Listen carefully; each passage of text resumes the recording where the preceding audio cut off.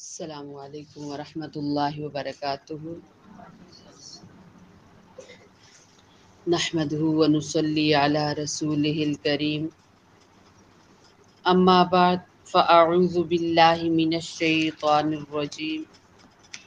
بسم اللہ الرحمن الرحیم۔ قال اللہ تعالی فی الکلام المجید، ربنا وابعث فیہم رسولا منہم یتلو علیہم آیاتک ویعلمہم الکتاب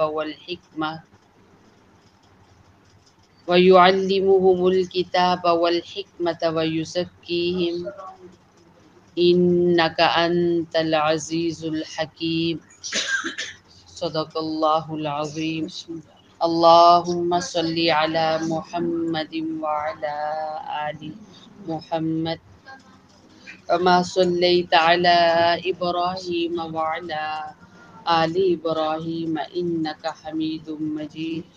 اللهم بارك على محمد وعلى آل محمد كما باركت على إبراهيم وعلى آل إبراهيم إنك حميد مجيد۔ اللہ رب العزت کا احسان ہے کہ جس نے ہمیں اپنے گھر میں اور اس بابرکت محفل میں اکٹھے ہونے کی توفیق بخشی۔ اللہ رب العزت سے دعا کریں کہ وہ ہم سب کا یہاں اکٹھا ہونا اپنے ہاں قبول کرے۔ میری بہنوں، بچیوں، اللہ تعالیٰ نے انسانوں پر اتنے انعام کیے، اور خصوصاً ہم جو امت محمد صلی اللہ علیہ وسلم ہے، ہمارے اوپر تو خاص کر کے اللہ تعالیٰ کا بے حد احسان ہے، ڈھیروں انعام ہے۔ ہم اگر ان کو گنیں تو گن نہیں سکتے۔ یہ اس کا اتنا بڑا فضل ہے کہ اس نے ہمیں اپنے پیارے حبیب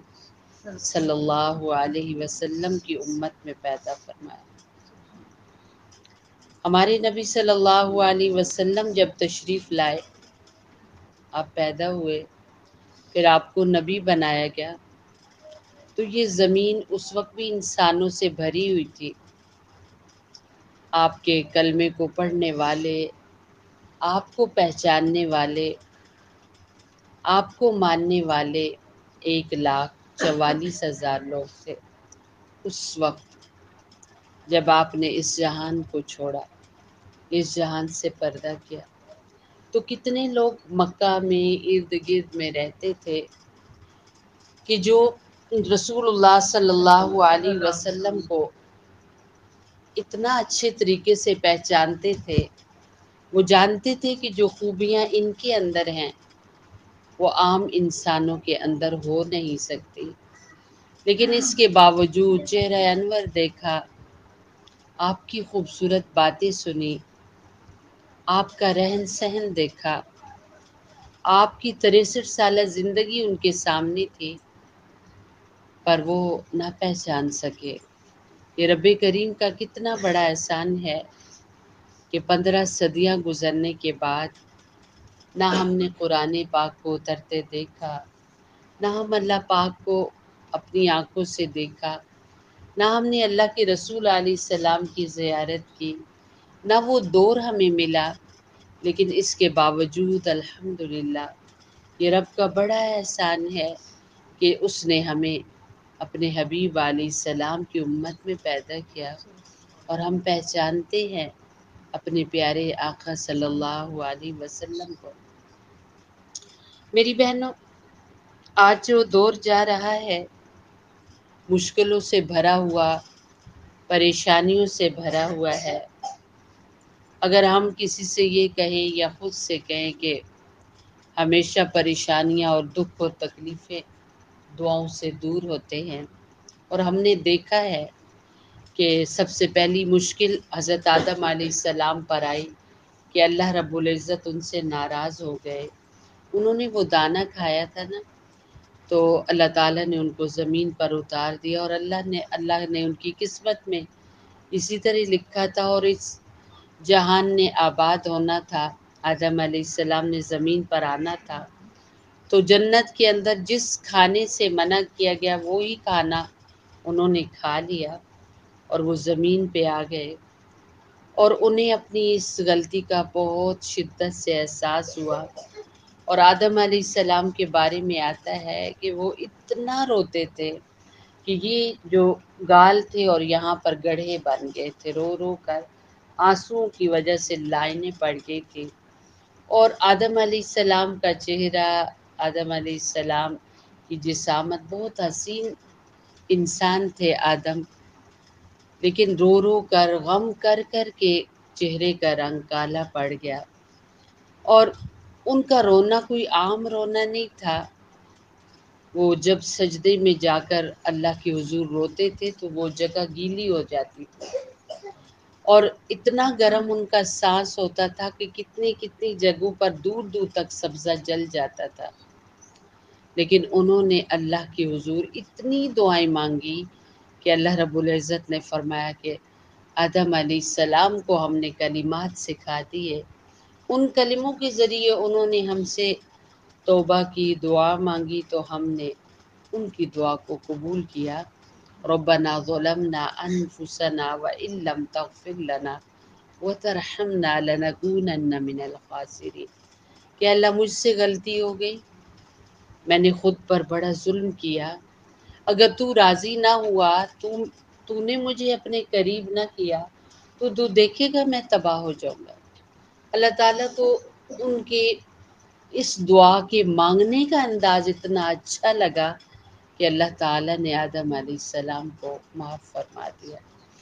تو بڑی سے بڑی غلطی، بڑی سے بڑی پریشانی انسانوں کی دعاؤں سے دور ہوتی ہے۔ اللہ رب العزت نے پھر انہیں زمین میں گھر دیا، پھر اللہ پاک نے انہیں اولادیں نصیب کی، پھر وہ پہلے نبی بنائے گئے، تو کتنے دکھ تھے، پھر اللہ تعالیٰ نے اتنا اپنا بنا لیا کہ وہ نبی بن گئے اور اللہ کے پیارے انسان بن گئے، انسانیت کے والد بن گئے، اور اللہ انہیں اتنے چاہنے لگے دعاؤں کے بعد۔ پھر انہی کی اولاد میں حضرت نوح علیہ السلام تھے، انہیں اللہ تعالیٰ نے اپنا پیارا بنایا، اپنا دوست بنایا، اپنا پسندیدہ بنایا، نبی بنایا۔ وہ اللہ کی طرف، اللہ کے انسانوں کو بلاتے، اللہ رب العزت سے جوڑنے کے لیے دن رات محنت کرتے، اور سننے والے لوگوں کا یہ حال تھا کہ وہ حضرت نوح علیہ السلام کو جواب میں پتھر مارتے، جواب میں ہاتھوں سے مارتے، ڈنڈوں سے مارتے، زخمی کر دیتے۔ نوح علیہ السلام ایک دو دن نہیں، ایک دو سال نہیں، 950 سال لمبی عمر انہوں نے پائی، اور اتنا عرصہ وہ اللہ کے انسانوں کو اللہ کی طرف بلاتے رہے۔ انسان تھے، دکھ سہ سہ کر، مارے برداشت کر کر کے آخر حالات یہاں تک پہنچے کہ نوح علیہ السلام نے اپنے ہاتھوں کو اللہ کے سامنے اٹھا دیا کہ یہ لوگ کتنی مجھے تکلیفیں دیتے ہیں اور بات نہیں سن رہے، تو اللہ تعالیٰ سے کہا کہ ربی انی مغلوب فانتصر، اللہ میری بس ہو گئی ہے، بس آپ میری مدد کیجیے۔ تو اللہ تعالیٰ دیکھ رہے تھے، اللہ کے سامنے پل پل تھا نوح علیہ السلام کا کہ کس طرح انہوں نے جان کی بھی پرواہ کیے بغیر میرے بندوں تک میرا پیغام پہنچایا، اور بندے، زمین انسانوں سے بھری ہوئی تھی، پر 63 بندوں کے سوا کوئی مسلمان ہی نہیں ہوا، تو اللہ تعالیٰ نے ان کی دعا کو قبول کیا، اور اللہ تعالیٰ نے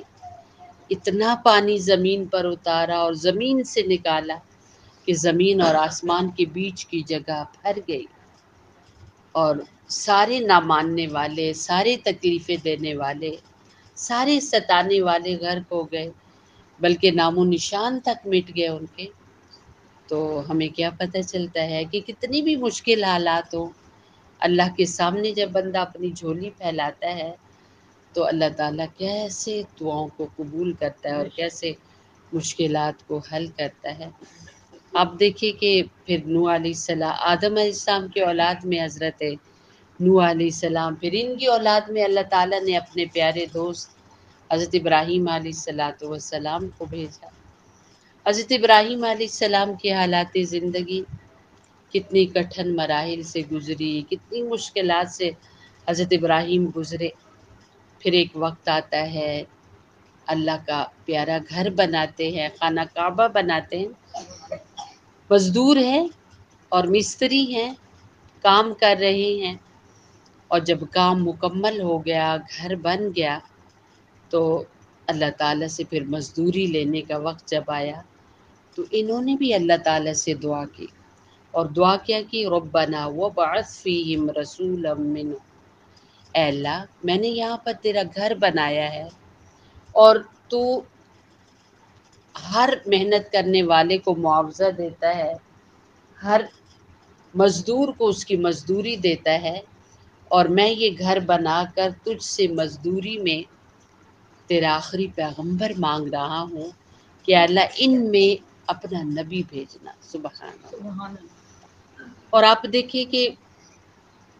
حضرت ابراہیم علیہ السلام نے جب یہ اللہ کا گھر بنایا خانہ کعبہ، تو 9 سے 10 گھر وہاں تھے، اور آپ جانتے ہیں کہ حضرت ابراہیم علیہ السلام جب کچھ سال پہلے اپنے بچوں کو یہاں چھوڑ کر چلے گئے تھے تو کوئی کچھ بھی نہیں تھا، چاروں طرف سے آپ پہاڑ تھے، درمیان میں تھوڑی سی جگہ تھی، کوئی درخت نہیں، کوئی پانی نہیں، یہاں تک کہ زندگی گزارنے کا کوئی بھی یہاں آثار موجود نہیں تھا۔ اپنے بچوں کو تھوڑے سے پانی، تھوڑے سے ستو دے کر چلے گئے تھے، اور پھر پلٹ کر جب آئے تو 4 سالوں سے پہلے آنے کی اجازت ہی نہیں تھی،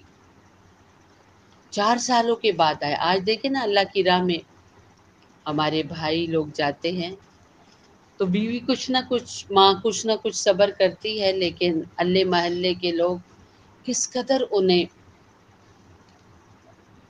باتیں کر کر کے پریشان کرتے ہیں، یہاں تک کہ وہ اس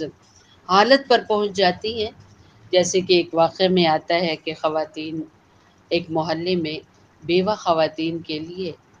راشن کا انتظام تھا، تو ایک بزرگ وہ اللہ کی راہ میں گئے ہوئے تھے، ان کی گھر والی بھی بڑی نیک تھی، لیکن محلے کی خواتین نے باتیں سنا سنا کر کے تیرا شوہر زندہ موجود، تمہیں چھوڑ کے چلا گیا، اسے فکر نہیں، تم لوگ کھاؤ گے کہاں سے، یہ تو پھر مرنے والی بات ہوگی، تم تو جیتے جی بیوہ ہو۔ تو وہ بیچاری پریشان ہو گئی، اور وہ بھی اس قطار میں جا کے کھڑی ہوئی جہاں بیوہ خواتین تھی۔ آج تو یہ عالم ہے نا میری بہنوں، ایک وقت تھا کہ اللہ والوں نے، اللہ والیوں نے کتنی قربانیاں دی، ایسے تو نہیں نا آج جہاں اتنی صدیوں کے بعد میرے آپ کے پاس قرآن شریف پہنچ گیا، کسی کی محنت سے پہنچا، کسی کی جد و جہد سے پہنچا، کسی کی قربانی سے پہنچا۔ حضرت ابراہیم علیہ السلام 4 سال کے بعد آ رہے ہیں، پھر اس وقت کوئی ٹیلی فون تو تھے نہیں کہ کال کر کے پتہ کر لے اب کس سال میں ہو، یا رات اکیلی گزاری ہے، کوئی محلے کا بند محلہ تھا ہی نہیں وہاں پر، صرف ماں اور بیٹا۔ چلو کوئی دور ہی تھوڑے سے فاصلے پر ہوتے، اتنی دور چلے گئے کہ مہینہ بھر کی مسافت ہے، کہاں فلسطین ہے، کہاں خانہ کعبہ ہے، کچھ بھی نہیں ہے۔ بعض علماء کہتے ہیں کہ صرف 4 لکڑیاں لگا کر ان پہ ایسے ہی لکڑیوں کے شاخیں ڈال کر ایک چھپر سا بنا کر سایہ کر کے اپنے بچوں کے لیے وہ ایک چھپر سا بنا کر دے کے چلے گئے، بعض علماء یوں کہتے ہیں۔ اور آپ یہ سوچیں کہ پھر بارشیں بھی ہوں گی اور طوفان بھی آتے ہوں گے، اور سب سے بڑا یہ کہ ایک تنہا خاتون اور معصوم سا بچہ، اور گرے ہوئے پہاڑوں کے بیچ میں وہاں پر ابراہیم چھوڑ جاتے تو کیا وہ مناظر ہوں گے، اور کیا عالم ہوگا، کتنا دن تو جیسا بھی ہو گزر جاتا ہے، اور کتنے خوف آتا ہوگا رات کے اس اندھیرے میں جب قریب بھی کسی کی آواز بھی نہیں ہے۔ ان وقتوں میں بھی حضرت ہاجرہ نے اپنے وہ پل گزارے، اور پھر 4 سالوں کے بعد تشریف لاتے ہیں،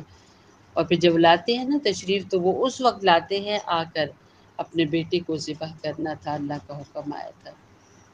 اور پھر اللہ تعالیٰ نے حضرت ابراہیم علیہ السلام نے جب یہ بھی کام کر گزرنے کا ارادہ کیا تو اللہ تعالیٰ نے فرمایا کہ میرے ابراہیم نے ہر میرا کام پورا کیا، انی جاعلک للناس اماما، آج آپ کو ہم سبھی کا امام بناتے ہیں۔ سبحان اللہ۔ اور پھر چلے گئے اور پھر 7 سال کے بعد واپس تشریف لائے، اور پھر اس وقت بچہ سیانہ ہو گیا تھا جب تشریف لائے، تو اللہ کے گھر کو بنانے کا ارادہ کیا اور گھر بن گیا۔ جب گھر بن گیا تو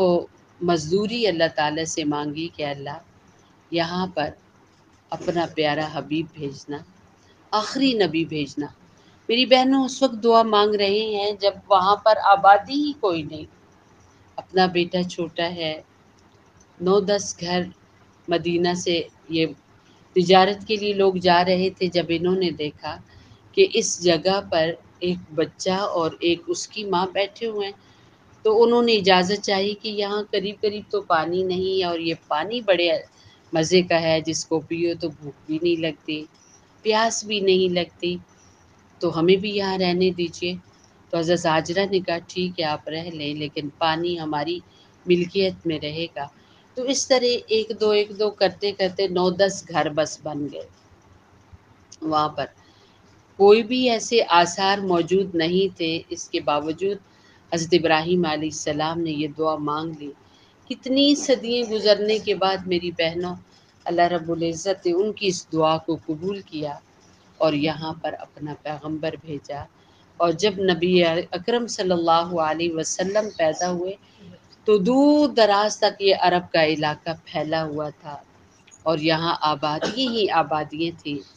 کوئی جانتا تھا کہ برسوں پہلے جن کے لیے دعائیں مانگی گئی، جنہیں اللہ سے مانگا گیا، برسوں بعد وہ یہاں پیدا ہوں گے، اور وہ کیسے انسان ہوں گے؟ میری بہنوں، ہر نبی کو اللہ رب العزت نے کوئی نہ کوئی خوبی عطا کی، اور اپنے پاک پیغمبر علیہ السلام کو تو خوبیوں سے بھر کے بھیجا۔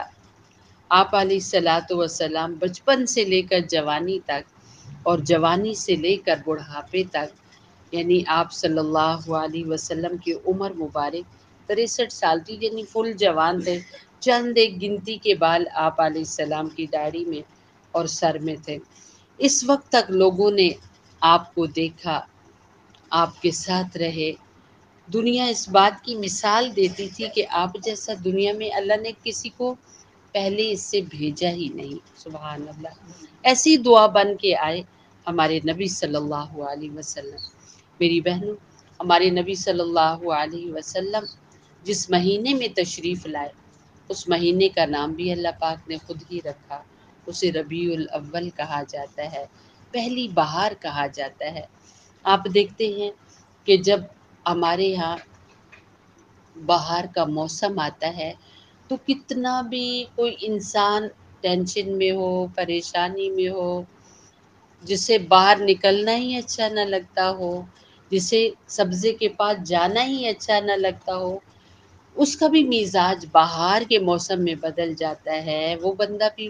درختوں کے پاس جا جا کر اپنے ذہن کو بدلتا ہے۔ کیا خوبصورت مناظر ہوتے ہیں، ایسے سج دھج جاتی ہے یہ دھرتی جب بہار کا موسم آتا ہے۔ تو میری بہنوں، اللہ تعالیٰ نے انسانیت کو بہار کا موسم عطا کیا، اور وہ ربیع الاول ہے۔ 12 مہینے اللہ پاک نے ہمیں دیے ہیں۔ 12 مہینوں میں اللہ رب العزت چاہتے تو محرم میں بھیجتے کہ وہ پہلا مہینہ ہے، اور اتنا بڑا مہینہ ہے کہ جس میں اللہ تعالیٰ نے سب کچھ بنایا اور جس میں سب کچھ ختم ہوگا، لیکن اللہ نے اس مہینے میں نہیں بھیجا، سفر میں نہیں بھیجا، اللہ نے رمضان شریف میں نہیں بھیجا، ذوالحجہ میں، کتنے بڑے بڑے یہ مہینے ہیں، لیکن اللہ نے آپ کو ربیع الاول میں بھیجا، پہلی بہار۔ یعنی نبی اکرم صلی اللہ علیہ وسلم جب تشریف لائے تو اتنی خزاں تھی زمین پر، اتنی خزاں تھی۔ جب خزاں آتی ہے تو آپ کے گھر کے اندر لگایا ہوا آپ کے ہاتھوں کا پودا،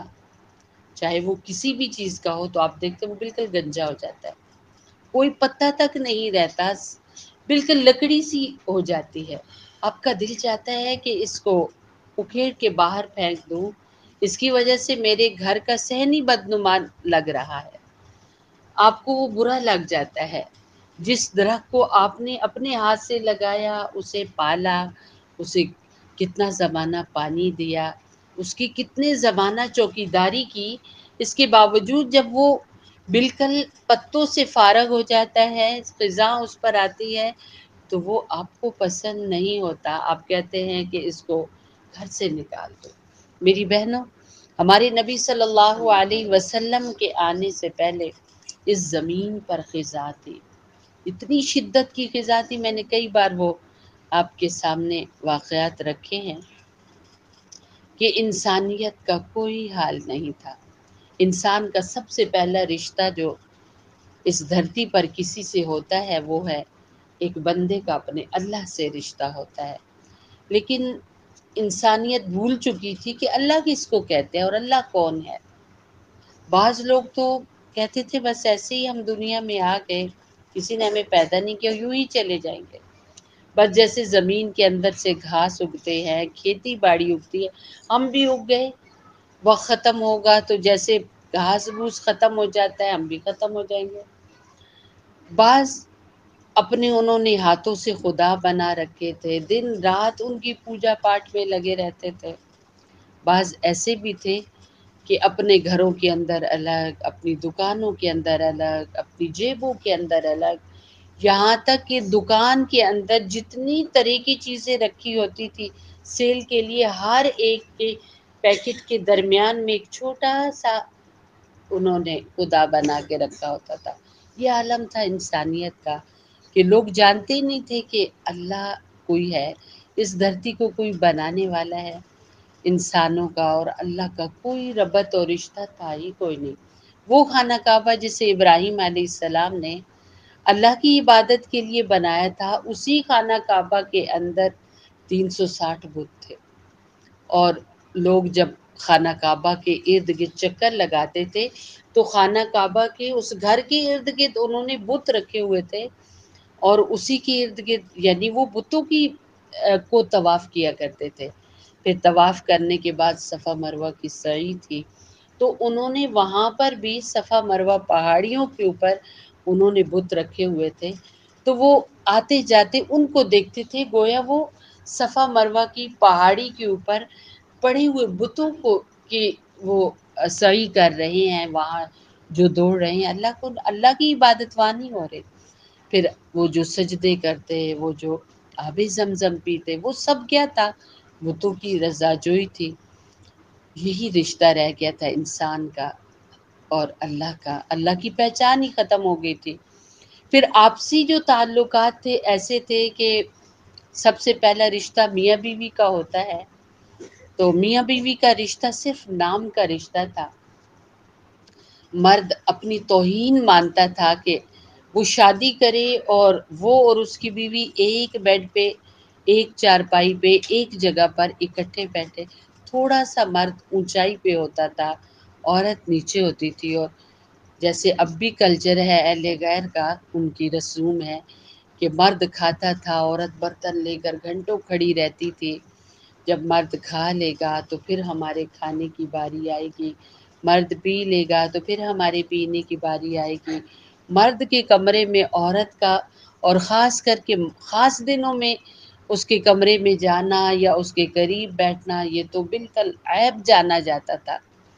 تو میاں بیوی کے رشتے کا یہ حال تھا۔ پھر میاں بیوی کے بعد یہی رشتہ ماں باپ میں بدلتا ہے، تو ماں باپ کو سب سے زیادہ ستایا جاتا تھا، کیونکہ زندگی تو اللہ رب العزت کے ہاتھ میں ہے۔ تو اگر والد فوت ہو جاتے تو چیزوں کے ساتھ ساتھ مائیں تقسیم ہو جاتی تھی، اور جس بیٹے کے حصے میں ماں آ جاتی اس کے لیے وہ چیز ہوا کرتی تھی، وہ سامان ہوا کرتی تھی، وہ سامان کی طرح اپنے ماں کا استعمال کیا کرتے تھے۔ اور پھر ماں باپ بننے کے بعد بہن بھائیوں کا رشتہ ہے، تو بہن بھائیوں کا کوئی رشتہ تھا ہی نہیں۔ جائیداد ہوتی تھی، پیسہ ہوتا تھا، جس کے پاس جتنا پیسہ ہے اس کے برابر کے لوگوں کو دیکھا جاتا تھا۔ فلاں کے پاس اتنی دولت ہے تو میرے پاس اتنی دولت ہے، تو ہم رشتہ دار ہیں۔ بھائی اگر غریب ہے تو ہمارا اس سے، بہن اگر غریب ہے تو ہمارا اس سے کوئی ناتا اور رشتہ نہیں تھا۔ تو میری بہنوں، یہ عالم تھا۔ اور پھر بیٹیوں اور بیٹیاں اور بیٹے ہوتے تھے نا بہن بھائیوں کے بعد، بیٹی کو تو جینے کا کوئی حق نہیں تھا، صرف دھرتی پر کوئی رہ سکتا تھا تو وہ بیٹا رہتا تھا۔ بیٹی تو پیدا ہوتی ہی، بلکہ بعض علماء یہاں تک فرماتے ہیں کہ جیسے آج کے دور میں چیک کر لیتے ہیں کہ پیٹ کے اندر کیا ہے، بچہ ہے یا بچی ہے، الٹرا ساؤنڈ کے ذریعے، تو اگر اس دور میں الٹرا ساؤنڈ ہوتا تو بچی کو پیدا ہونے سے پہلے ہی ادویات دے کر ختم کر دیا جاتا، یعنی اسے دنیا میں بھی آنے کا حق نہ ہوتا۔ لیکن یہ چونکہ اس وقت سہولیات تھی نہیں، تو بچی دنیا میں آ جاتی، اسی پل اور اسی وقت والد اسے اٹھا کر لے جاتا اور گڑھا کھودتا، اور آرام سے بھی نہیں، بڑے زوروں سے، بلکہ بعض ایسی بھی تھے کہ وہ اتنے سنگ دل تھے کہ سر سے اونچا کر کے اس کو اس گڑھے میں پھینک دیتے اور معصوم آواز کو مٹی کے اندر دفن کر دیتے تھے۔ یہ عالم تھا رشتوں کا۔ پھر اللہ کے رسول صلی اللہ علیہ وسلم ربیع الاول میں آئے، بہار بن کر آئے، تو آپ نے سب سے پہلا رشتہ جو بحال کیا وہ انسانوں کا اپنے اللہ کے ساتھ ہے۔ ہمارے نبی صلی اللہ علیہ وسلم جب پیدا ہوئے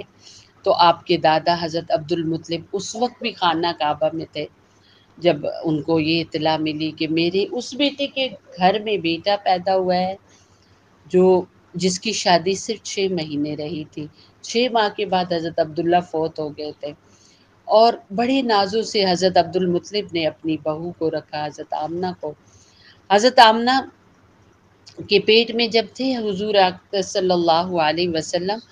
تو عجیب و غریب حالات پیش آتے تھے جو کئی بار آپ کے سامنے رکھے گئے کہ ہمارے نبی صلی اللہ علیہ وسلم کے معجزے اس وقت بھی ظاہر ہو رہے تھے جب آپ اپنی ماں کے پیٹ میں تھے۔ سیدہ فرماتی ہیں کہ اور عورتوں کے ساتھ میں بھی پانی بھرنے جاتی تھی، لیکن میں کنویں کے قریب جب پہنچتی تھی تو پانی میرے قدموں میں آ جاتا تھا، مجھے ڈول نکالنا نہیں پڑتا تھا، سبحان اللہ۔ تو عورتیں مجھے خاص کر کے ساتھ لے جاتی کہ آمنہ آپ تھوڑی دیر کنویں کے پاس کھڑی رہو، آپ کی وجہ سے پانی اوپر آ جاتا ہے، ہم بھی تاکہ ڈول نکالنے کی مصیبت سے ہمیں بھی نجات ملے، تو یوں حضرت آمنہ کو ساتھ لے کے جاتی۔ اور اسی طریقے سے سیدہ آمنہ فرماتی ہیں کہ جب سے میرے پیٹ میں آپ علیہ السلام تشریف لائے، یعنی مجھے یہ حمل ہوا، تو اتنی خوشبو میرے بدن سے ظاہر ہونا شروع ہو گئی کہ مجھے گلی میں نکلنا مشکل ہو گیا، اور میرے جو والد ہیں، میرے جو سسر ہیں، لوگوں نے ان سے شکایت کرنی شروع کی کہ جوان جہان آپ کا بیٹا فوت ہوا، اور اتنی خوبصورت جوان آپ کی بہو ہے، اور وہ بیوہ ہو گئی تھی اور وہ اس حالت میں اب ہے اور خوشبوئیں لگا کر نکلتی ہے۔ تو حضرت عبد المطلب نے حضرت آمنہ سے خود بات نہیں کی، اپنی بیوی سے کہا کہ آپ بیٹی سے بات کریں کہ وہ باہر جب جایا کرے خوشبو نہ لگایا کرے، گھر میں لگا لے۔ جب انہوں نے بات کی تو حضرت آمنہ کے بارے میں آتا ہے بہت دیر وہ روئی، کہنے لگی کہ خوشبو تو کیا، جب سے عبداللہ گئے ہیں میں نے کبھی سرما بھی نہیں لگایا، مجھے دنیا کی کوئی چیز اچھی نہیں لگتی۔ اور پھر اپنی ساس سے کہنے لگی کہ امی پتہ نہیں یہ کیسی روح ہے جو میرے پیٹ میں آئی ہے، جب سے یہ آئی ہے اتنی خوشبو میرے جسم سے آتی ہے، میں خود حیران ہوں۔ اور پھر اپنی والدہ کو بتا رہی ہیں، اپنی ساس کو، کہ میں جب سوتی ہوں تو رات کو، ظاہر ہے گرم علاقہ ہے عرب کا، تو فرمانے لگی جب میں رات کو سوتی ہوں تو میرے پاس 2 عورتیں آتی ہیں، ایک کہتی ہے کہ میرا نام آسیہ ہے، اور دوسری کہتی ہے میرا نام مریم ہے، اور وہ مجھے پنکھا کرتی ہیں اور مجھے بتاتی ہیں کہ فاطمہ آمنہ آپ کے پیٹ میں اللہ کا سردار ہے، سبحان اللہ۔ اور پھر اسی طریقے سے جب ہمارے نبی صلی اللہ علیہ وسلم پیدا ہوئے تو آپ کی آیا جو تھی، آپ کی جو دائی تھی حضرت شفا رضی اللہ تعالیٰ عنہ، ان کے بارے میں آتا ہے کہ وہ حضرت آمنہ کے پاس تھی، اور جس دن آپ پیدا ہوئے نا اس دن بھی گھر کے اندر حالات یہ تھے کہ چراغ نہیں جلا تھا، تیل ہی نہیں تھا کہ اس لالٹین میں ڈالا جاتا کہ اسے جلایا جاتا۔ سحری کے وقت میں ہمارے نبی صلی اللہ علیہ وسلم اس جہان میں تشریف لائے تو حضرت آمنہ فرماتی ہیں کہ آپ کے آنے سے اتنی روشنی پھیلی، اور اس سے پہلے کا بتاتی ہیں کہ میں سنا کرتی تھی اپنی ساس سے کہ اتنی تکلیف ہوتی ہے، لیکن آپ علیہ السلام جب تشریف لائے تو مجھے کوئی تکلیف ہی نہیں ہوئی، پیدا ہو گیا۔ اور جب آپ پیدا ہوئے تو اتنی روشنی پھیلی کہ میرے گھر میں کیا روشنی ہوتی، مجھے کیسر اور کسرا کے محلات نظر آنے لگے جو وہاں سے کتنے دور شام اور مصر میں تھے، فرمانے لگی وہ مجھے نظر آنے لگے، ایسی روشنی تھی۔ پھر اللہ کے رسول صلی اللہ علیہ وسلم جب تشریف لائے دنیا میں تو آپ نے آتے ہی آپ سجدے میں چلے گئے۔ سیدہ فرماتی ہے میں حیران ہو گئی کہ والدہ بتاتی تھی اس طرح ناڑا کاٹا جاتا ہے بچے کا، لیکن آپ علیہ الصلاۃ والسلام کا تو کٹا ہوا ناڑا تھا اور آپ سجدے میں چلے گئے، سبحان اللہ، اور آپ کی شہادت کی انگلی یوں اٹھی ہوئی تھی۔ آپ صلی اللہ علیہ وسلم کی یہ پیدائش ہے میری بہنوں، اور آپ دھلے دھلائے تھے۔ سیدہ فرماتی ہیں کہ والدہ بتاتی تھی ہاں بچہ جب پیدا ہوتا ہے تو جسم کے ساتھ کچھ نہ کچھ لگا ہوتا ہے، ایسے لگتا ہے کہ جیسے کسی نے نہلا کر بھیجا ہو، سبحان اللہ۔ ہمارے نبی صلی اللہ علیہ وسلم کی یہ پیدائش ہے۔ پھر حضرت عبد المطلب کو جب پتہ چلا کہ میرے اس بیٹے کے گھر میں بیٹا پیدا ہوا تو دوڑے دوڑے تشریف لائے اور اپنے بیٹے کو، اپنے پوتے کو اپنے گود میں لیا اور سیدھے سب سے پہلے خانہ کعبہ گئے، اور خانہ کعبہ کے گرد شکرانے کے طور پر طواف کر رہے ہیں اپنے بیٹے کو اپنی گود میں لے کر، سبحان اللہ۔ اور پھر علماء یہاں تک فرماتے ہیں کہ حضرت عبد المطلب جب لے کر گئے، یا بعض علماء یہ فرماتے ہیں کہ جب آپ پیدا ہوئے تو سارے بت اس دن سجدے میں چلے گئے، اور ہر بت کے اندر سے یہ آواز آنے لگی کہ ہمیں توڑنے والا آ گیا ہے، ہمیں توڑنے والا آ گیا ہے۔ تو میری بہنوں، ہمارے نبی صلی اللہ علیہ وسلم پھر بڑے ہوئے، اور عرب میں نا بہت ہی میلے لگا کرتے تھے، عجیب و غریب وہاں پر محفلیں ہوتی تھی، گانا بجانا، شراب نوشی۔ ہمارے نبی صلی اللہ علیہ وسلم کو اللہ نے بچپن جوانی ہر موقع پر بچا کر رکھا، بلکہ ایک موقع پر آتا ہے کہ آپ کی کچھ دوستوں نے آپ سے کہا کہ ایک میلہ لگتا ہے، اس میں بہت اچھے پروگرام ہوتے ہیں، آج جائیں گے وہاں۔ آپ کبھی نہیں جاتے تھے لیکن اس دن آپ ساتھ چلے گئے۔ تو اس میلے میں جب آپ پہنچے، بیٹھے، سارے لوگ وہاں اپنی مستیوں میں تھے، آپ ایک سائڈ پہ بیٹھے اور آپ سو گئے۔ جب آپ کی آنکھ کھلی تو سارا میلہ اجڑ چکا تھا، ختم ہو چکا تھا پروگرام۔ یعنی اللہ تعالیٰ نے ہر موقع پر آپ کو اس طرح بچایا۔ پھر آپ دیکھیے کہ اللہ نے جب آپ صلی اللہ علیہ وسلم کو جوان کیا اور آپ علیہ السلام تجارت کرنے لگ گئے، اور آپ تجارت، حضرت خدیجۃ الکبریٰ جو اس وقت کی مکہ کی سب سے بڑی تاجرہ تھی، انہوں نے حضرت ابو طالب سے کہا کہ آپ کا جو بھائی کا بیٹا ہے یہ شام جاتے ہیں سامان لے کر، تو میری یہ گزارش ہے کہ میرا سامان لے کے جائے۔ تو حضرت ابو طالب نے حضور علیہ السلام سے بات کی، تو ہمارے نبی صلی اللہ علیہ وسلم میجر کی حیثیت سے حضرت خدیجۃ الکبریٰ رضی اللہ تعالی عنہا کا سامان لے کر تجارت کے لیے جاتے تھے، اور پہلے سے زیادہ فائدہ ہوتا تھا۔ حضرت خدیجہ کو آپ کی عادتیں بہت پیاری لگتی تھی، انہوں نے پھر حضرت ابو طالب سے بات کی اور پھر رشتہ طے پایا، اور ہمارے نبی صلی اللہ علیہ وسلم اور حضرت خدیجہ کا نکاح ہو گیا۔ ہمارے نبی صلی اللہ علیہ وسلم صرف 25 سال کے تھے اور سیدہ خدیجۃ الکبریٰ 40 سال کی تھی، اور ان کی شادی ہو گئی، اور حضور اقدس صلی اللہ علیہ وسلم پھر نبی بنائے گئے، سبحان اللہ۔ ہماری ماں حضرت خدیجہ نے آپ کو نبی بنتے دیکھا۔ ہمارے رسول اللہ صلی اللہ علیہ وسلم جب نبی بنائے گئے تو آپ غار حرا میں آج بھی اللہ تعالیٰ نے ان جگہوں کو، ایک ایک چیز کو اللہ تعالیٰ نے کس طرح محفوظ رکھا میری بہنوں۔ ہم حیران ہوتے ہیں جس قرآن پاک کو ہم اپنے گھروں میں پڑھتے ہیں، وہ جن جگہوں پر اترا وہ آج جگہ موجود ہیں، جن پر اترا وہ بھی اپنے وجود کے ساتھ مدینہ طیبہ کی پاکیزہ دھرتی میں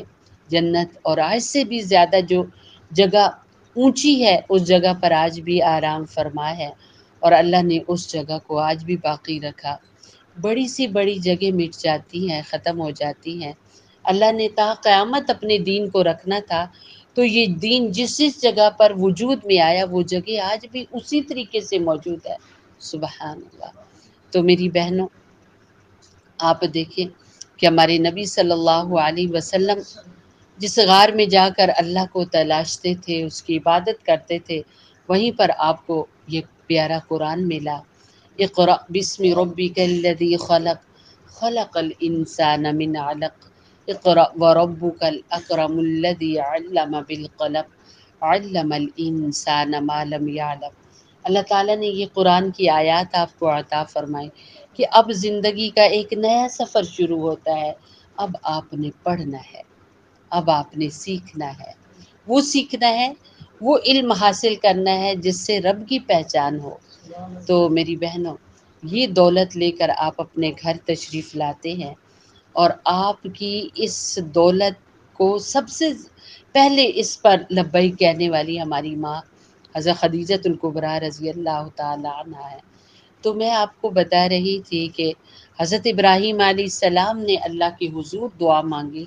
تو کیسے اللہ نے دعا کو قبول کیا۔ آج میں اور آپ ہے نا، ہم لوگ کہتے ہیں دعائیں قبول نہیں ہوتی۔ اللہ نے قرآن بھر دیا کہ مجھ سے مانگنے والے چاہے وہ میرے تھے یا نہیں تھے، میں نے ہر ایک کی دعاؤں کو قبول کیا، ہر ایک کی دعا کو قبول کیا۔ سب سے پہلے انسانیت شروع ہوئی حضرت آدم علیہ السلام سے، تو حضرت آدم علیہ السلام کے دو بیٹوں کا آپس میں جھگڑا ہو گیا نا۔ اس وقت چونکہ انسان تھے ہی نہیں، دو دو بچے پیدا ہوتے تھے حضرت اماں حوا کے۔ جو دو بچے پیدا ہوتے تھے وہ ایک دوسرے کے لیے محرم ہوتے تھے، اس کے بعد جو دو بچے پیدا ہوتے تھے وہ غیر محرم ہوتے تھے۔ تو آپس میں اس طرح شادیاں ہوئی کہ جو پہلے جوڑا پیدا ہوا، بعد والا جو جوڑا تھا ان کا آپس میں نکاح ہوگا، بہن بھائیوں کا نکاح نہیں ہو سکتا۔ تو اب کیا ہوا کہ جو بیٹا پہلے پیدا ہوا تو اس کے ساتھ جو بہن تھی وہ اتنی پیاری نہیں تھی، بعد والا جو پیدا ہوا اس کی بہن بڑی پیاری تھی۔ تو اب اس نے کہا جی میری بہن پیاری ہے تو میں نے اسی کے ساتھ شادی کرنی ہے جو میرے ساتھ پیدا ہوئی ہے۔ حضرت آدم علیہ السلام نے بہت سمجھایا لیکن وہ بیٹا نہ مانا، یہاں تک کہ کئی بار یہ بھی واقعہ آپ کے سامنے رکھا گیا ہے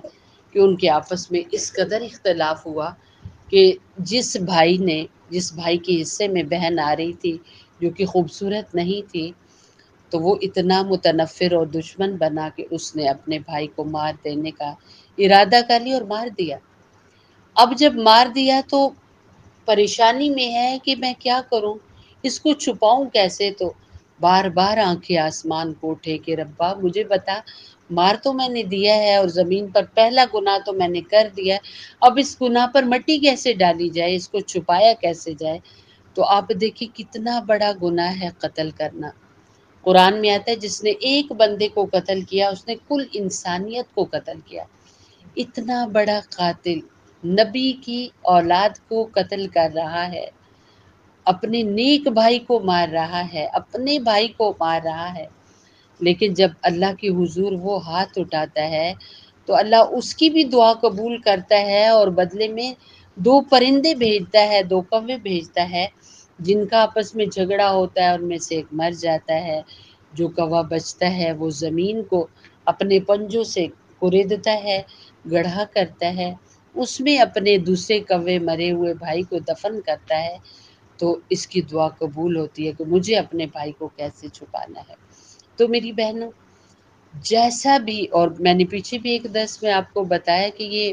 فرعون دیکھیں، خدائی کا دعویٰ تو بہت سارے لوگوں نے کیا تھا، لیکن یہ ایک ایسا تھا دشمن کہ جس نے کہا تھا نہ ربکم الاعلی، میرے سے بڑا کوئی خدا ہے نہیں، ایسا دعویٰ اس نے کیا تھا۔ اس کے پاس لوگ آئے کہ بحیرہ کلزم یا دریائے نیل کا پانی رک گیا ہے، ہم آپ کو خدا مانتے ہیں تو آپ پانی سے کہیں کہ وہ جاری ہو جائے۔ اس نے وعدہ کر لیا کہ کل پانی جاری ہو جائے گا، یہاں تک کہ پانی خود بخود تمہارے کھیتوں میں بھی آئے گا، اتنا بڑا دعویٰ کر لیا۔ جب رات کا اندھیرا پڑھا تو اپنے سر پر اس نے تاج رکھا بادشاہی کا، اور وہ دریا کے قریب چلا گیا اور اپنے تاج کو مٹی کے اندر رکھ دیا اور مٹی اٹھا کر سر پہ ڈالی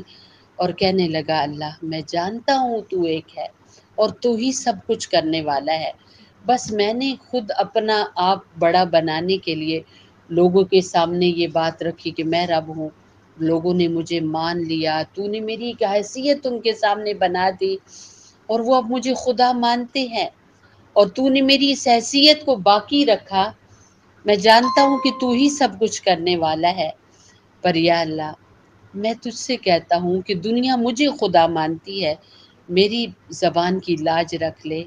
میں نے ان سے وعدہ کیا ہے کہ پانی جاری بھی ہوگا اور میرے اشاروں پہ چلے گا۔ تو علماء فرماتے ہیں کہ اس کے لبوں سے یہ نکلنے کی بات تھی، یہ بات وہ اس کی زبان سے نکل رہی تھی کہ پانی جاری ہو گیا، اور پھر وہ جدھر ہاتھ کا اشارہ کرتا تھا ادھر پانی چلا جاتا تھا۔ جب اللہ تعالیٰ نے حضرت موسیٰ علیہ السلام کے صدقے سے بنی اسرائیل کو اس کے ظلم سے بچایا اور اس پانی کے پاس جب پہنچے اور 12 راستے بنے، بنی اسرائیل گزر گئے، اور جب اس کی باری آئی تو اس نے اپنے لوگوں سے یہ کہا کہ دیکھو، جب جب تم مجھے کہتے تھے کہ پانی اس کھیت کو جائے، میں اشارہ کرتا تھا تو پانی پہنچتا تھا نا، آج مجھے دیکھ کر پانی نے اتنے سارے راستے بنائے ہیں، بنی اسرائیل تو جھنگے میں گزر گئے، ویسے ہی گزر گئے، راستے تو ہمارے لیے بنے ہیں۔ تو میری بہنوں، آپ دیکھیں کہ اللہ تعالیٰ نے اپنے دشمنوں کی بھی قبول کی ہیں، اپنے پرائیوں کی بھی قبول کی ہیں، تو وہ اپنوں کی کیسے نہ قبول کرے گا۔ تو ہم سب کو چاہیے کہ اللہ کے حضور ضرور دعائیں مانگے۔ آپ دیکھیے کہ اللہ کے خلیل، اللہ کے دوستوں نے کیسی کیسی دعائیں مانگی۔ ہم حضرت آدم کے بارے میں پڑھ چکے، انہوں نے دعا مانگی، غلطی ہو گئی تھی اللہ نے معاف کر دیا۔ ہم دن رات کتنی غلطیاں کرتے ہیں، ہمیں چاہیے کہ ہم اللہ سے ضرور معافی مانگے۔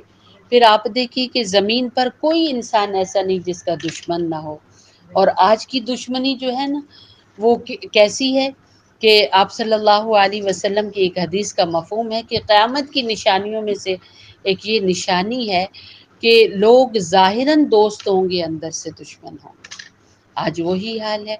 ہمارے رشتہ داروں میں، ہمارے جاننے والوں میں، ہمارے محلے والوں میں ہمارا کوئی بھی مخالف نہیں ہے، لیکن ہم دیکھتے ہیں کہ ہمیں دن رات ستایا جاتا ہے، تکلیف دی جاتی ہے، وہ نظر بھی نہیں آتی۔ یعنی آپ دیکھیں کہ تعویذوں کے ذریعے، گنڈوں کے ذریعے اور عملیات کے ذریعے، جادو ٹونے کے ذریعے کیا کچھ نہیں کیا جاتا۔ ایک بچی کی شادی ہوتی ہے، 2 کزنیں سکی ہیں، ایک کی شادی ہو گئی، اب بجائے اس کے کہ جس کی شادی نہیں ہوئی اس کی والدہ دعائیں مانگتی کہ میری ہی اپنے جاننے والوں کی بچی کی شادی ہوگی تو میں اپنی بیٹی کے لیے اللہ سے مانگوں نا، وہ اچھی بس رہی ہے تو میری بچی بھی اچھی بسے، اس کا بھی گھر بنے، یہ سوچنے کے بجائے اچھا میری بچی سے پہلے اس کی بچی کا کیوں رشتہ ہو گیا، یہ تو ٹوٹے گا۔ اب کیا ہے کہ ادھر جا اپنا تو سب بھول جاتے ہیں، ادھر گئے ادھر گئے، تعویذ لائے، دانے دم کروا کے لائے، ریت دم کروا کے لائی، اس گھر پہ پھینکا، اس کے اثرات پڑتے ہیں، بچی ہنستی بستی گھر سے اجڑ کے آ جاتی ہے، اپنی والدہ کے گھر میں پہنچ جاتی ہے، یا اگر اسی گھر میں رہتی ہے تو ہر دن اس کا قیامت ہوتا ہے، اتنے جھگڑے، اتنی پریشانیاں، یہاں تک کہ وہ اپنے گھر میں اس کا رہنا محال ہو جاتا ہے۔ تو میری بہنوں، اللہ تعالیٰ نے اپنے نوح علیہ السلام کا واقعہ قرآن میں ذکر کر کے ہمیں بتایا کہ چاہے دشمن کوئی کافر ہی کیوں نہ ہو، چاہے دشمن کوئی کافر ہی کیوں نہ ہو، دعا مانگیں گے تو اللہ تعالیٰ ہدایت ہوگی تو انہیں ہدایت دیں گے، نہیں تو پھر انہیں مٹا دیں گے۔ کیسے نوح علیہ السلام نے اللہ کے سامنے ہاتھ پھیلائے تو اللہ تعالیٰ نے کیسے صفحہ ہستی سے انہیں مٹا دیا۔ آپ پھر ہمارے نبی صلی اللہ علیہ وسلم کے دادا حضرت ابراہیم علیہ السلام کی حالات زندگی دیکھے، وہ بھی دعا کر رہے ہیں کہ اللہ آپ نے تو مزدوری دینی ہے نا مجھے، میں نے آپ کا گھر بنایا ہے، میرے بیٹا ساتھ چھوٹا سا ہے، چھوٹے چھوٹے ہاتھوں سے پتھر اٹھا کے لائے ہیں، آپ کا وہ گھر بنایا ہے جو زمین پر سب سے پہلے زمین جہاں سے ابری اسی گھر سے ہی ہے، جہاں سے آپ نے گھر اسی گھر سے زمین کو وجود دیا ہے، ہم نے آپ کا وہ گھر بنایا ہے جو قیامت کی صبح تک رہے گا۔ اے اللہ اس گھر کی مزدوری آپ نے ہمیں دینی ہے تو ہم مزدوری آپ سے روپے پیسے نہیں مانگتے، ہم آپ سے اس کی مزدوری میں مانگ رہے ہیں کہ یہاں پر آخری پیغمبر بھیجیے گا۔ تو اللہ تعالیٰ نے کیسے دعا کی قبول کی کہ حضرت ابراہیم علیہ السلام کے وہی بیٹے جو اس گھر کو بنا رہے ہیں، اسماعیل علیہ السلام، انہی کی اولاد میں اللہ تعالیٰ نے ہمارے نبی علیہ السلام کو پیدا فرما دیا۔ میری بہنوں، صرف ہاتھ اٹھانے کی دیر ہے، اللہ دینے پر تلا ہوا ہے۔ تو آج دیکھیں یہ مہینہ تو ہر بار آتا ہے، الحمدللہ جو زندہ ہیں انہیں نصیب ہوتا ہے۔ یہ بہار تو آتی ہی ہے، یہ یاد دلاتی ہے کہ ایک وقت تھا جب دھرتی پر دنیا اللہ سے بہت دور تھی، یہ بہار آئی تو اللہ سے انسانوں کو اتنا جوڑا کہ وہ چلتے پھرتے فرشتوں سے بھی زیادہ اونچے درجے پا گئے۔ اللہ اتنے ان سے راضی ہو گئے کہ اللہ نے کہا کہ یہ لوگ تو میرے ہیں، اولئک حزب اللہ، میرے پیارے حبیب صلی اللہ علیہ وسلم کے چہرے انور کو ایمان کی حالت میں دیکھنے والے، آپ کے ساتھ جینے مرنے والے، آپ کے ابو بکر و عمر، آپ کے عثمان و علی، آپ کے طلحہ زبیر اور آپ کے معاویہ رضی اللہ تعالیٰ عنہ، آپ کے حضرت ابو سفیان، اللہ نے ایک ایک انمول نام جنہیں دیا تو اللہ تعالیٰ نے قرآن کے اندر پھر بتایا کہ یہ تو میری جماعت ہے، یہ تو میرے ہیں، یہ تو میرے اپنے ہیں۔ بلکہ اللہ رب العزت نے سورہ فتح کے اندر، سورہ حجرات کے اندر، پورے قرآن میں ہی، یہاں تک کہ ہم جب پہلا پارہ اس کا آخری پیج جب ہم نکالتے ہیں تو اللہ تعالیٰ نے صاف میں اعلان کر کے بتا دیا فَإِنْ آمَنُوا بِمِثْلِ مَا آمَنْتُمْ بِهِ فَقَدِ اهْتَدَوْا۔ اے دنیا کے انسانوں تم سن لو، میرے نبی صلی اللہ علیہ وسلم کے شاگرد، میرے نبی صلی اللہ علیہ وسلم کے نام لیوا لوگ، آپ کی بول پر لبیک کہنے والے لوگ، وہ جیسا ایمان لائے تھے ویسا تم نے ایمان لایا، تم ہدایت یافتہ ہو، اگر ویسا ایمان نہیں تو بالکل قبول نہیں۔ آپ دیکھیں کہ اس دور میں آپ صلی اللہ علیہ وسلم کے دور کے اندر ہی آپ کے صحابہ جیسا ایمان کتنے لوگ نہیں لائے تھے، اور اس دور میں آپ علیہ السلام کے چہرے انور کو دیکھا، آپ کے ہاتھ پر بار بار بیعت کرتے تھے، آپ کے ہاتھوں کو پکڑے رکھتے تھے، لیکن جب وہ دنیا سے گئے تو ان کا جنازہ پڑھانے کی ہمارے نبی علیہ السلام کو اجازت نہ تھی۔ اللہ رب العزت نے کیسے انمول لوگ عطا کیے ہمارے نبی صلی اللہ علیہ وسلم کو، اور میری بہنوں کیسے اس وقت یہ بہار آئی۔ آج پھر خزاں ہے، آج پھر خزاں ہے، آج پھر بہار ختم ہو چکی ہے۔ بس یہ مہینہ آتا ہے، اس کے 12 دن جوش و خروش ہوتا ہے، بہت ساری محفلیں لگتی ہیں، گھر سجتے ہیں، کیا کچھ نہیں ہوتا، بتایا جاتا ہے، ظاہری حلیے سب صحیح کیے جاتے ہیں، گھروں کو روشن کیا جاتا ہے، دل اندھیرے میں ہے۔ کتنی روشنی ہوتی ہے، ہمارے جو قومی ادارے ہیں جتنے بھی ہمارے وطن کے، ان کو کتنا سجایا جاتا ہے اس موقع پر اور کتنا روشن کیا جاتا ہے، لیکن انہی اداروں کے اندر ہمارے بڑے کیا فیصلے کر رہے ہیں، ان کے فیصلے عوام کے حق میں کیسے ہوتے ہیں، اندھیروں میں ڈال دیتے ہیں اپنی عوام کو، اور عوام کا کیا حال ہے، اللہ رسول کو کس قدر بھولے ہوئے ہیں۔ تو میری بہنوں، اس بہار کے موسم میں ہمیں پھر سے اپنے گھروں کے اندر، اپنے جسم کے اوپر اس بہار کو لانا ہے، اپنے نبی صلی اللہ علیہ وسلم کی زندگی کو پڑھنا ہے، آپ کو دیکھنا ہے، آپ کے صحابہ کو دیکھنا ہے، آپ کی صحابیات کو دیکھنا ہے۔ اللہ نے تو 15 صدیاں پہلے فیصلہ سنا دیا، بن کے ویسے آؤ گے جیسے میرے نبی صلی اللہ علیہ وسلم کے شاگرد اور شاگردہ ہیں، آپ کے اہل بیت ہے، آپ کا گھرانہ ہے، تو تب قبول کروں گا۔ آج کیا نام سے زبان سے کتنا الحمدللہ کہا جا رہا ہوتا ہے۔ ایک بچہ اور ایک بچی جب گھر سے باہر نکلتے ہیں، ایک بزرگ اور ایک بزرگ خاتون جب وہ اپنے گھر میں بیٹھتے ہیں، ان کی کیا کیا لائف سٹائل ہے، کیا ان کی حالات زندگی ہے۔ اور آپ سوچیں کہ کیا ہمارے بچوں کو، ہمارے بڑوں کو، ہمارے بزرگوں کو ہمارے نبی علیہ السلام پہچانیں گے؟ ہمارے نبی صلی اللہ علیہ وسلم سے صحابہ نے پوچھا تھا کہ اے اللہ کے رسول صلی اللہ علیہ وسلم، اتنے سارے لوگ ہوں گے، آپ اپنی امت کو کیسے پہچانیں گے؟ تو آپ نے فرمایا کہ بہت سارے گھوڑے ہوں، ان میں یعنی سیاہ گھوڑے ہوں، ان میں سفید گھوڑے ہوں، تو جس کا سفید گھوڑا ہوگا کیا وہ پہچانے گا؟ تو صحابہ نے کہا فوراً پہچان لے گا۔ تو آپ نے فرمایا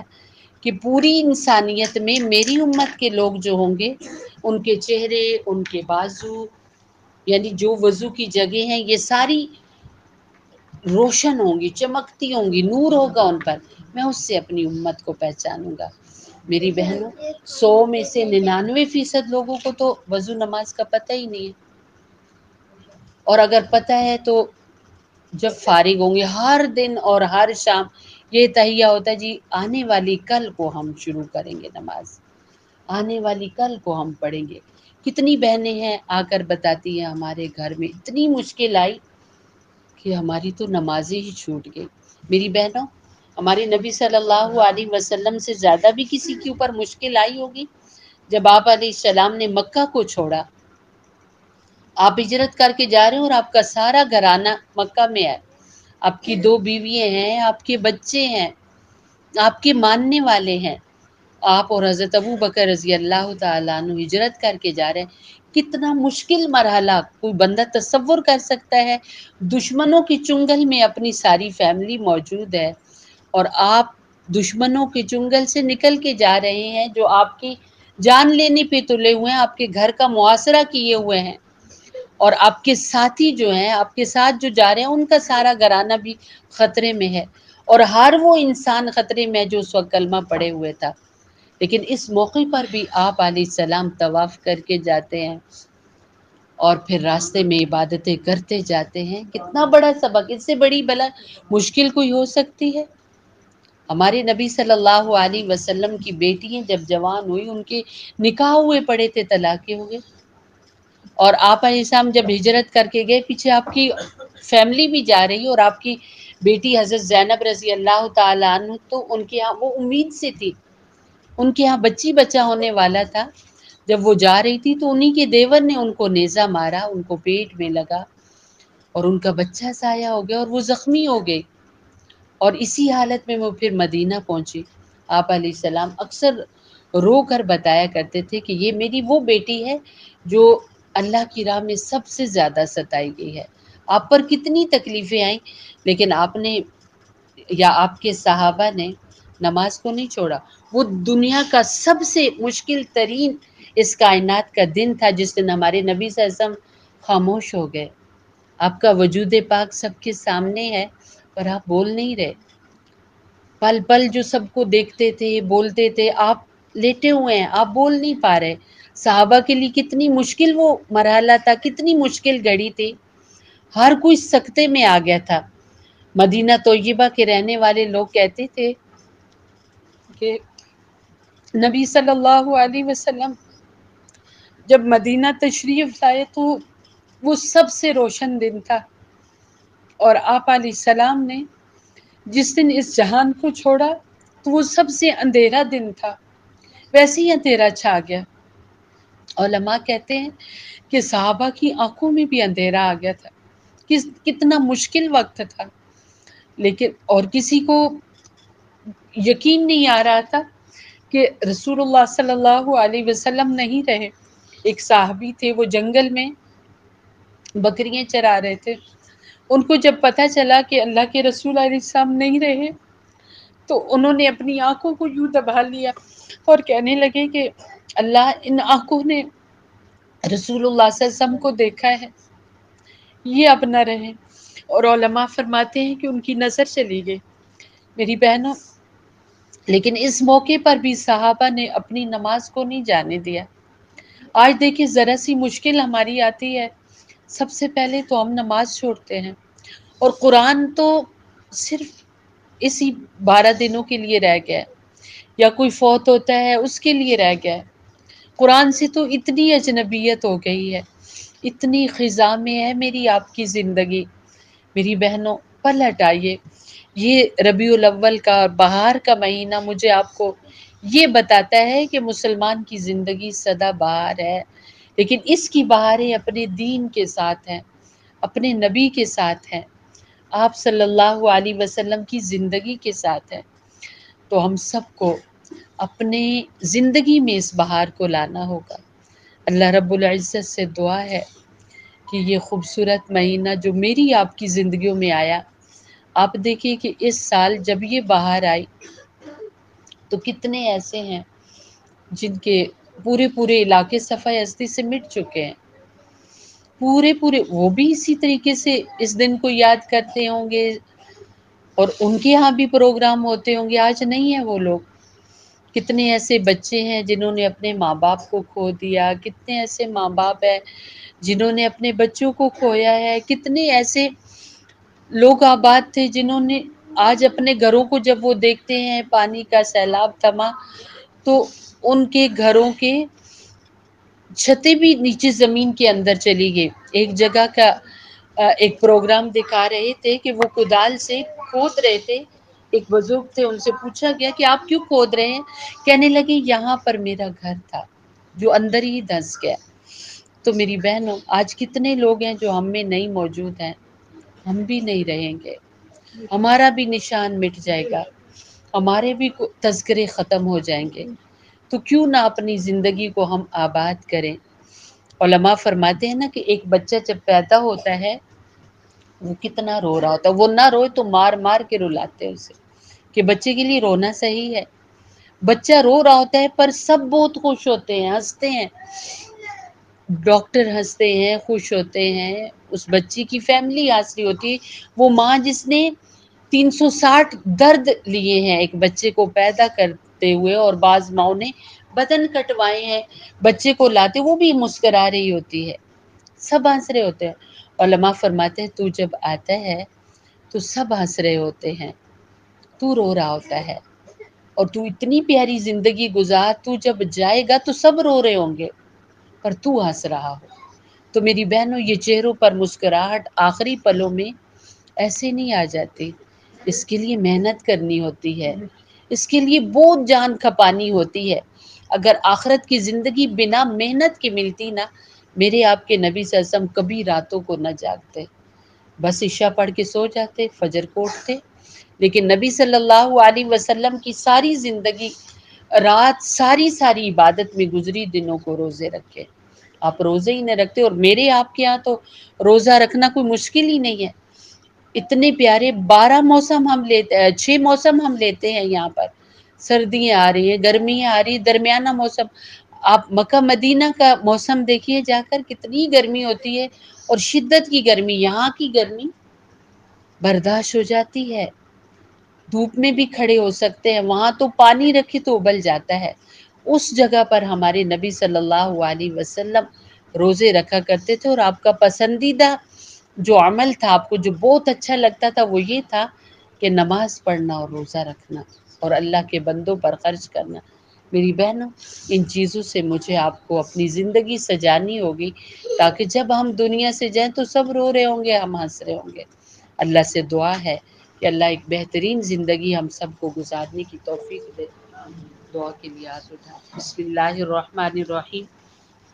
الحمد للہ رب العالمین، الرحمن الرحیم، مالک یوم الدین، ایاک نعبد و ایاک نستعین، اہدنا الصراط المستقیم، صراط الذین انعمت علیہم غیر المغضوب علیہم ولا الضالین آمین۔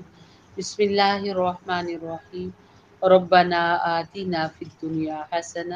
وفی الآخرۃ حسنۃ وقنا عذاب النار۔ ربنا ظلمنا انفسنا وان لم تغفر لنا وترحمنا لنکونن من الخاسرین۔ اے اللہ ہم سب کا مل بیٹھنا قبول فرما۔ اے اللہ جتنا کہا سنا عمل کی توفیق عطا فرما۔ اے ارحم الراحمین اللہ، یہ خوبصورت مہینہ آپ نے دیا ہے، اے اللہ انسانیت کو پیاری بہار رسول اللہ صلی اللہ علیہ وسلم کی صورت میں آپ نے عنایت کی ہے۔ یا اللہ اس نعمت کی خوب قدر کرنے والا ہمیں بنا۔ اے اللہ آپ کے اور آپ کے شاگردوں کے نقش قدم پر ہم سب کو چلنے کی توفیق عطا فرما۔ اے اللہ آپ کی اور آپ کے صحابہ کی محبتیں ہم سب کو نصیب فرما۔ آپ کا اور آپ کے صحابہ کی عزت و ادب کرنے والا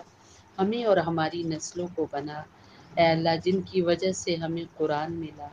ہمیں رسول اللہ صلی اللہ علیہ وسلم ملے آپ کے لیے، اے اللہ ان کا سچا پکا ہم سب کو غلام بنا، ہمارے بچوں کو ان کا غلام بنا، ان کے بچوں کا انہیں غلام بنا۔ یا ارحم الراحمین اللہ، حضور اقدس صلی اللہ علیہ وسلم کی پوری امت پر رحم فرما، جو چلے گئے ان پر بھی، جو آج موجود ہیں ان پر بھی، جو آئندہ آئیں گے ان پر بھی۔ اے اللہ سب کو بخش دے، اے اللہ سب کو ہدایت عطا فرما، اے اللہ سب کی مدد اور نصرت فرما۔ اے اللہ دنیا کے جس خطے پر بھی رسول اللہ صلی اللہ علیہ وسلم کی امت آباد ہے، سب کی عزت مال جان کی حفاظت فرما۔ اے اللہ موت کے وقت سب کو کلمہ نصیب فرما۔ یا اللہ ہمارے ماں باپ کی، یا اللہ جن کے ماں باپ موجود ہے، یا اللہ ان کی خوب خدمتیں کرنے والا بنا۔ جن کے چلے گئے یا اللہ ان کی بخشش فرما۔ اے اللہ خصوصاً ہماری یہاں بہنیں بچی آئی ہوئی ہیں، شمیم باجی ہیں، ناہید ہے، ان کے والد صاحب کے، ان کے بھائی، یا اللہ اس فیملی یہاں پر اور جتنے ہمارے بیٹھے ہوئے ہیں، یا اللہ ان کی فیملیوں کے لوگ جو دنیا سے گئے، یا اللہ ان کی قبروں کو جنت کا باغ بنا، ان کی آخرت کی مرحلے آسان کر دے، ان کی آخرت کی مشکلیں حل فرما۔ یا اللہ ان کو کروٹ کروٹ سکون نصیب فرما۔ یا اللہ ناہید کو اور ان کی بہنوں کو، ان کے بھائیوں کو، ان کے ساری فیملی کو یا اللہ صبر جمیل عطا فرما۔ ان کے والد کو یا اللہ وہاں پر سکھ چین نصیب فرما۔ یا ارحم الراحمین اللہ تو اپنا فضل فرما۔ اور بھی یا اللہ دنیا سے حضرت آدم سے لے کر قیامت کے آخری مسلمان تک یا اللہ جو بھی دنیا سے جائے، یا اللہ جانے سے پہلے یا اللہ خوب تیاری کی توفیق نصیب فرما، قبر کی راحتیں نصیب فرما، موت کی مشکلیں دور فرما، حشر کی یا اللہ اپنے سامنے کھڑے ہونے کی مشکلات دور فرما۔ یا ارحم الراحمین اللہ تمام بیماروں کو شفا دیتے، یا اللہ حضور علیہ السلام کی پوری امت کو 69,000 میں شامل فرما جو بے حساب جنت میں جائیں گے۔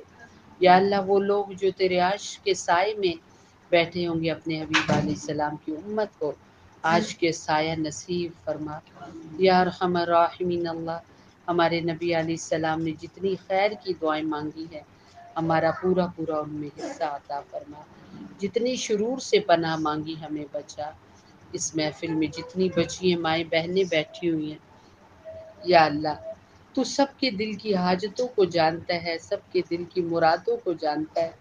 یا اللہ پوری فرما، سب کی مشکلیں حل فرما۔ یا اللہ جن کے بچوں کی مشکلات ہیں وہ حل فرما، سب کے بچوں کو نیک بنا۔ خصوصاً ہماری یہ باجی اپنے بیٹے رضا کے لیے کہہ رہی ہے، یا اللہ ان کے بیٹے سمیت تمام بچوں کو راہ ہدایت پر چلا۔ یا اللہ ہر غلط سلط چیز سے محفوظ فرما، ہر نشہ چیز سے ہمیں ہمارے بچوں کو بچا۔ یا ارحم الراحمین اللہ بہت ویڈیو پھیلی ہوئی ہیں، ڈرایا جا رہا ہے لوگوں کو، مسلمانوں کو، معصوم بچوں کو اٹھایا جا رہا ہے، ان کے ساتھ بہت زیادہ یا اللہ ظالمانہ سلوک کیا جا رہا ہے۔ ایسے لوگ اگر اٹھے ہوئے ہیں اور تکلیفیں انسانوں کو دینے کے لیے یا اللہ بڑھ رہی ہیں، یا اللہ ان کی طاقتوں کو تو چھین لے۔ یا اللہ مسلمانوں کے اور تمام انسانوں کی یا اللہ حفاظت فرما۔ ایسے ظالموں کو یا اللہ پاؤں میں بیڑیے نصیب فرما، یا اللہ ایسے ظالموں کو یا ہدایت عطا فرما، اگر ان کی قسمت میں ہدایت نہیں تو صفحہ ہستی سے مٹا دے، یا ارحم الراحمین اللہ تو اپنا ڈر نصیب فرما، یا اللہ تو اپنا قرب نصیب فرما، یا اللہ تمام بچوں بڑوں کی حفاظت فرما۔ سبحان ربک رب العزت عما یصفون وسلام علی المرسلین والحمد للہ۔